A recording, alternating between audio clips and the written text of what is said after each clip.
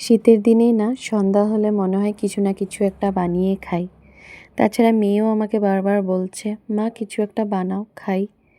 পড়তে বসার জন্য তো বায়না করি, তো কিছু একটা বানাতে গেলে আমি একটু টাইম পাস হবে, সেই জন্য আরও বলছে কিছু একটা বানাও খাই।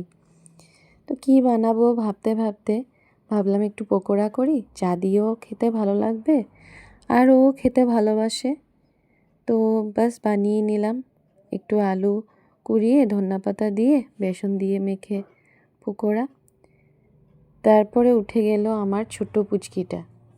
উঠার পর ওর বাবা আর ও মিলে ওকে এন্টারটেন করছিল আর ও কাঁদতেই যাচ্ছিল।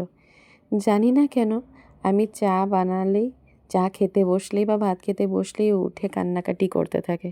এ দেখো ও নাচছে, বলছে কি আমি নাচছি দেখে বনু নাকি কান্না বন্ধ করে দিয়েছে। তারপরে আমার শ্বশুরমশাই আসলো বাইরের থেকে, বাস আমি আর বাবা বসে খেয়ে নিলাম চা আর পকোড়া। দেখা হচ্ছে নেক্সট ভিডিওতে, টাটা।